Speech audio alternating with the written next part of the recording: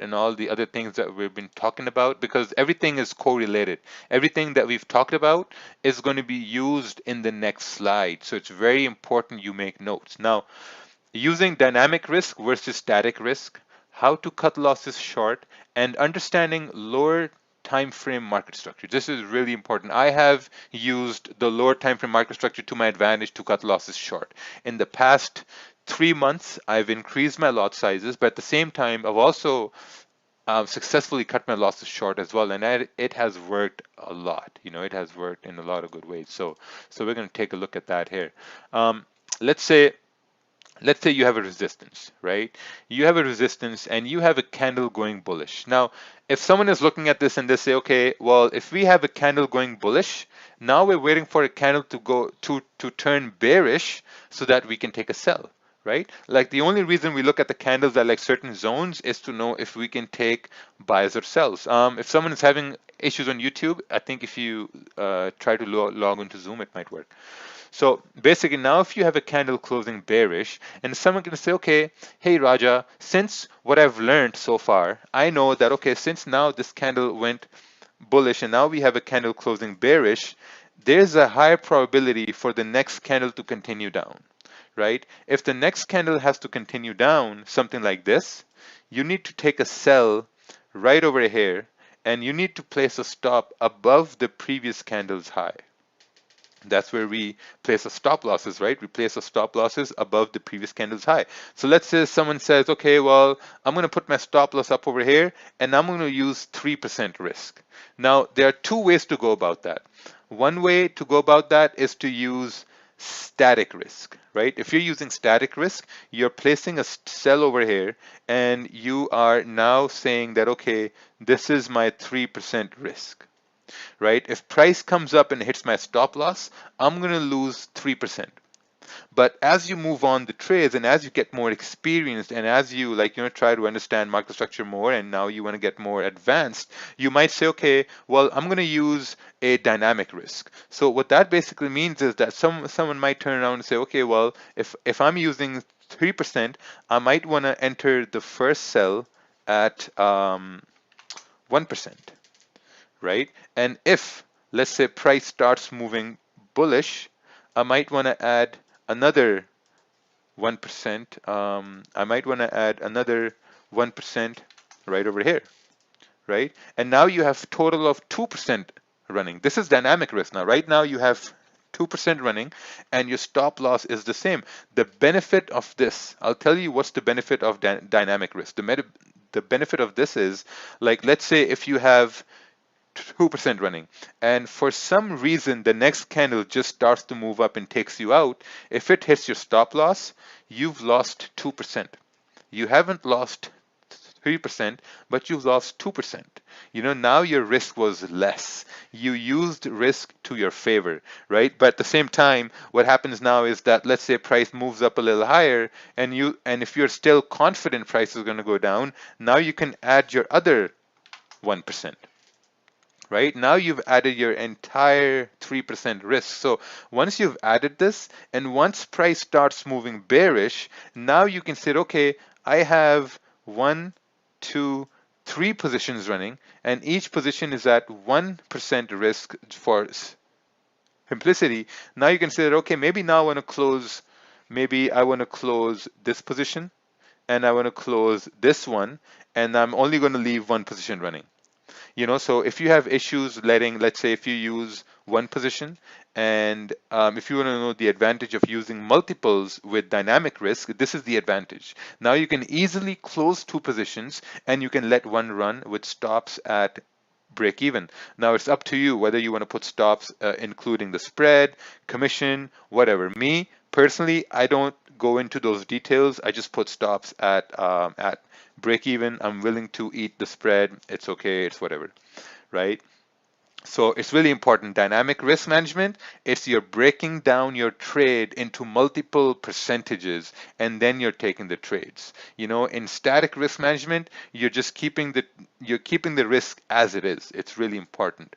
Now, in the same aspect, when we talk about Oh, I don't know if you can or will slow the meeting, but can you explain that again? Okay, so I'm going to explain this again one more time. Now, let's see, or actually, let us continue to the next example, and then we might, like, make this concept much more clear. Let's say we have a support, right? We have a support, and candle came bearish. Wouldn't you open the position once the new candle passed the previous low? Okay. We're only talking about what we're talking about right now. If you want to talk about some other topics, please, let's just stick to what we're doing right now. This presentation, I've built it with a particular structure in mind to help everybody. So let's not deviate from topics. So let's say you have a support, right? And candle is coming down towards support, it's bearish. And based on what we've learned, we're like, okay, if let's say this is a 1 hour support, right? And someone is saying, okay, if the candle has closed bullish, now there's a high chance that the next candle might continue going bullish, right? So if you think that the next candle is going to continue going bullish, now someone can say that, okay, I might want to take a buy and I might want to put my stop loss below the previous candle right over here, right? Because for price to continue up, we want candles to respect the lows in uptrends, and we want candles to respect the highs in downtrends, right? So for this candle to continue bullish, it has to respect the low of the previous candle, right? So that's why if someone wants to take a buy over here, they might say that, okay, I'm going to take a 2% risk in this trade. I'm going to take a buy, and if price hits my stop loss, I'm going to lose 2%. Please, if someone is in here who wants to move the stop loss like down over here, don't do that.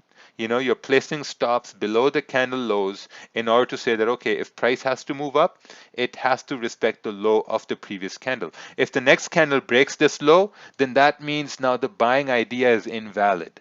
That means now price may start moving, let's say the next candle forms like this and it stops you out. Now this means that the next candle may start moving bearish, right? This is why we have our stops below the lows of the bullish candles, right? So the first risk is static risk. So let's say someone who's new and they're like, hey, I'm not comfortable in opening multiple positions, but what I want to do is I want to open one position with one static risk, which is going to be 2%, and that's it. If price goes in my favor, I'm going to make money. If price goes in my stop loss, I'm going to lose 2%, and that's my plan. But as you go along, like, as you start taking more trades, as you start understanding more of the risk dynamics, you start to realize that, okay, well, instead of using 2%, I might want to open 1%. I might want to open 1% risk right over here, because if price retraces, or if price, let's say something happened that price just goes down and it hits my stop loss, I want to lose 1%. I don't want to lose 2%. I'm going to wait a little bit, or you can say is that, okay, I'm going to put 1% right over here, and if price retraces, and if I still believe, as long as this low is respected, and I still believe price is going to go up, I might want to add another 1% right over here, right? And now you have two positions opened at 1% each, in total of 2%. Now you're using dynamic risk. Now, if let's say price from here starts moving, let's say from here, price now starts moving bullish basically. So now you are in profit. So now you can say that, okay, now since I have two positions open, maybe now I want to close one position and let the other one run, right? Because if you have a static risk, if you only have one position open, then it's a little bit of a hassle to go to your MetaTrader and right click the position and manually close half. It's a little bit of a hassle. So, I mean, if you're experienced enough, if you think that you can handle risk, I would say go with dynamic risk. We can only use dynamic risk on MT4, right? Can we disable dollar? Yeah, you can use dynamic risk on MT4 and MT5. It's operational on both. So that's how, like, you make sure you're using dynamic risk and static risk. So the idea is to never let price stop you out with your complete risk. That's the entire idea. The only reason slowly you're going to move towards dynamic risk would be that you would never want to get stopped out with your entire stop loss. This method takes experience and practice. Dynamic risk is extremely useful when the probability of the outcome is low and you want to enter with a lower risk. So when you're using dynamic risk, you're breaking down your complete risk. Let's say you're going to risk 4% per trade, right? You see an opportunity and you say, I'm going to risk 4% per trade. But at the same time, you're like, yeah, I'm going to use 4%, but I want to break it down. I want to break it down to maybe two positions of 2%, right? So that's useful. It's always best practice to reduce risk when you're unsure. Do we have any question related to this so far? Only this. Not breaking lows or highs, just this what we discussed. Okay, perfect. All right, so let's continue on to part two. Part two of risk management 3.0 is how to effectively cut losses short, right? So if you have a buy, right? If a buy trade is executed on the 1 hour or the 30-minute, right? If a buy trade is executed on the 1 hour or 30-minute, we expect candles to continue making higher highs and higher lows, right? So just understand this concept first. Just understand this concept. If we think price is continuing bullish on the 1 hour and the 30-minute, we want candles to make higher highs and higher lows, in the anticipation that as long as the candles close in our direction, the trade should be valid, and vice versa for sell. As long as candles keep on closing bullish, or as long as candles keep on respecting their higher highs and higher lows, this means now price should continue going our way. Now, in the other way, now, if a smaller time frame candle starts closing in the opposite direction or breaks the low of the previous candle, then there's a slight chance that the preceding candle might start going against you. What this means is, let's say you have a candle that's closing bullish. Actually, we're going to look at this example here in a bit. This is when you decide how to manage risk by closing a percentage of the position. This will eventually, so when you're reducing risk, right? Let's say if you have a candle open and the candle is going bullish and you're in a buy and it's a 30-minute candle, but let's say on a 15-minute candle, you see that the candle has closed bearish, right? So now what you want to do is you want to reduce some risk. What I like to do is I like to take off 50% of the position away from the risk. What this does is this basically reduces your risk in a possible losing trade, right? Let's say if a smaller time frame candle closes against you, then there's a higher chance that the next one can go against you as well, and then ultimately your stop loss might get hit. So if you reduce risk, you can eventually reduce the risk in a possible bad trade, right? In the same way, you can remove some stress. Sometimes what happens is that when your position goes in a drawdown, some people get anxiety. Some people get stressed out that, hey man, I'm going to get stopped out again. I'm in the drawdown. So when you close percentage of the position, you're essentially removing stress. Because sometimes what happens now, this has also happened to a lot of guys and gals here, is that when you're in a buy and you go in a drawdown and you get afraid, you get afraid that, okay, price might hit my stop loss, and you close out. You close out everything, and then price goes into your favor, and you're like, oh man, I should have held my position. It went in my way. I mean, it always happens to me. I don't know how to fix it. So the way to fix it is when price goes in drawdown, and if you still think it's going to go in your favor, but at the same time, if you're still afraid, just close 50%. Let it go.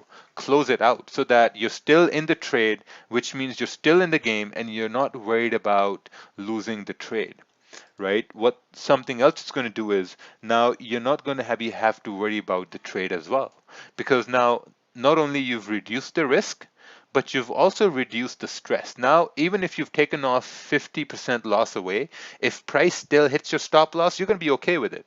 You're going to say, well, if it goes my way, I'm going to make money. But if it hits my stop loss, it's a good thing it's not going to hit my complete stop loss, right? Makes sense. I mean, you want to really reduce your stop loss. And it's also going to increase your confidence too, because most times this has happened to me. Now, I used to close trades when they would go in drawdown, and I'd be like, oh man, I'm afraid. I'm afraid this might go in drawdown, so I might want to close the trade. And I would be closing 50%, and when I would close 50%, price would go my way, and that increased my confidence. That gave me the confidence to the next time, maybe letting my entire position open based on what I've seen before, because I've seen it work before, so it has to work again as well. Now, looking at some examples, let's say we have high time frame here on the left hand side, and then we have the lower time frame on the right hand side. So when we have these two issues on the left and the right, what we want to do is we want to see that, okay, let's say we have a support, right? We have a support and we have candle that's going bearish. Let's say this is the 30-minute candle, right? The 30-minute candle is going bearish and the next 30-minute candle goes bullish. Now, based on what we've learned is that since if the 30-minute candle encounters a support and is closing bullish, there's a very high chance the next candle is going to go bullish as well. So we take a buy. Let's say someone says, okay, well, what we're going to do is we're going to take a buy right over here, and we're going to anticipate the next candle to continue moving bullish. Makes sense, right? This is what we learned. Now, when we look at the smaller time frame and we break down this bullish 30-minute candle into two 15-minute candles, just say yes, that this is what we will see, right? Based on the 15-minute, if we break it down to 30-minute. Yes? No? Yeah? Yes. Okay. Perfect. Yeah. Yeah. So that's what we're going to see. Now, when you see this, now you're like, okay, well, maybe if the next 15-minute candle goes bullish, that will mean that the 30-minute candle has to go bullish. But sometimes what can happen is that you might have a 15-minute candle that starts breaking the low of the previous candles.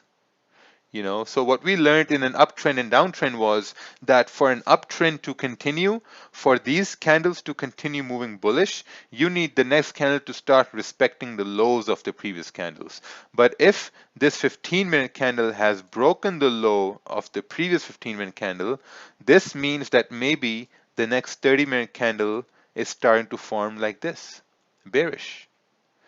So if it's starting to form bearish, and if your stop loss is down over here, now you have to decide whether you want the position to be open or you want to close a portion of that position, right?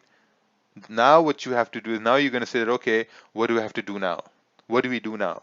Do we close a percentage to make sure, like let's say if the next candle, let's say the next 15-minute candle forms like this, right? Just because the one before that broke the previous low. So now what if this happens, right? So at this point, if you would have closed 50% and if it hit your stop loss, you've lost less than what you plan to lose, right? But if you haven't closed 50%, now you've lost your entire stop loss. Let's say your risk was 2% and you were risking $50, then now you've lost $50.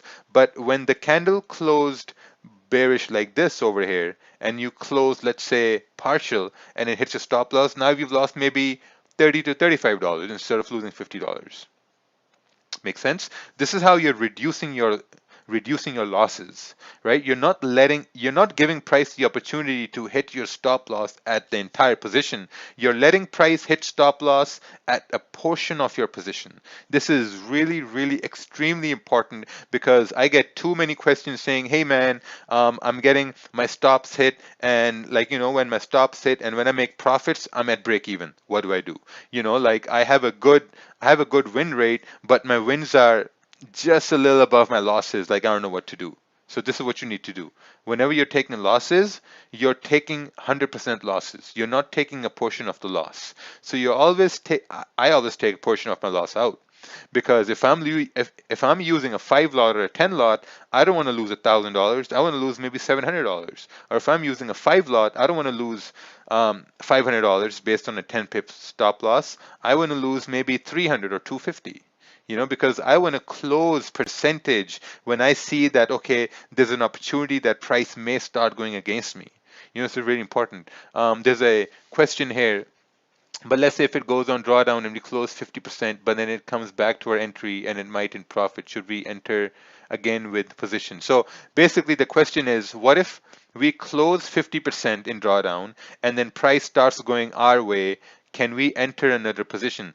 That is an advanced concept, and we're not going to talk about that right now. We're going to talk about that next weekend because that's a little advanced. I'm still working on how to correctly present that. But the one thing I'm really focusing on is how to cut your losses short. That's really important. Should we wait for the candle to close and once break the 50%? No.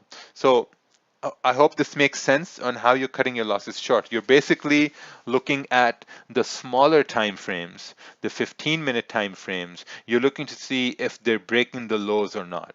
If they are breaking the lows or the highs, then there's a very high chance that the price may moving against you. So whenever you're in a trade based on the 1 hour or the 30-minute, you're constantly looking at the smaller time frames to see if they are turning against you or not. If they start turning against you, me personally, I'm taking percentage positions off. So points to remember is basically there's no rule on how much percentage to close. It's personal preference. It's up to you whether you want to close 25%, 50%, 75. That's totally up to you. My rule of thumb is I close 50%. With practice, you will reduce losses significantly, and I can promise you that. As you practice more, I would say if you're a new trader, just keep this in the back of your mind. Whenever you see a smaller time frame candle going against you, whenever you see a smaller time frame candle going against you, just look to see that, okay, how can you reduce the loss, or how can you maybe alleviate some stress? Because drawdown is stressful, man. Like when you're a new trader and you have $1,000 account and you're in a $15 drawdown, it's stressful. So you want to take off some percentage, 50%, 75. This is really important. Trading is all about how to conserve losses. Trading is not about buying and selling. Trading is about how can you reduce your risk. Risk mitigation is really important in trading. That's one of the main cornerstones of trading. Always be aware of candles closing against you or breaking the lows or highs of previous candles in uptrends or downtrends.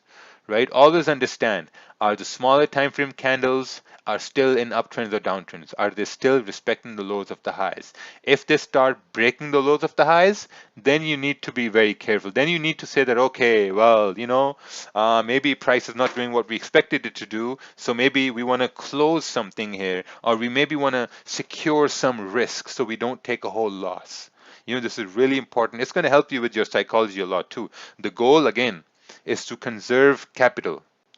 Keep it safe and don't fuck up. A lot of people, what they do is when price goes in drawdown, they add a higher position. They add more risk. At that point, you are fucking up. You don't have to fuck up. Trust me.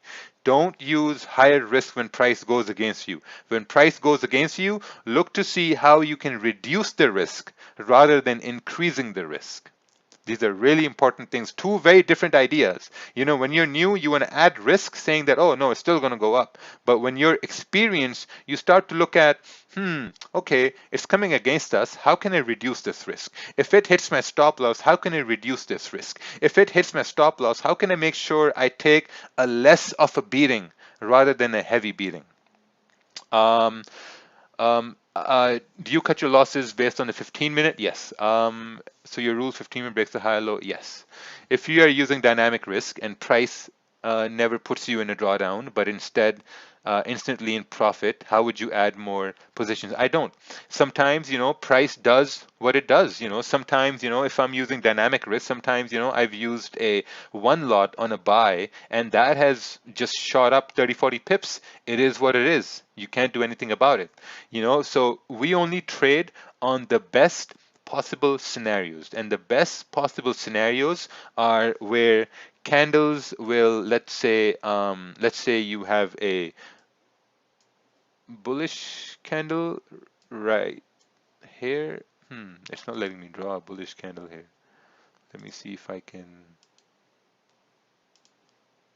Okay, so if you have a bullish candle like this, oh, let's say if you have a bearish one, right? Let's say if you have a bearish candle like this, a perfect scenario is going to be that you would take a sell over here, price will retrace, create a wick, you will have another sell over here, your stop is going to be up over here, and then you're going to have a wick fill and a continuation down. This is the perfect scenario of a trade. This does not happen all the time, so sometimes what may happen is that you might take a sell right over here and candle just drops. It is what it is. You never got a chance to enter more positions. It's just how it is. um, Didn't you say add another percent if you still believe your trade will work out? Yes, you can still add, but that's advanced concept. You have to watch it happen over and over again. You just can't do that.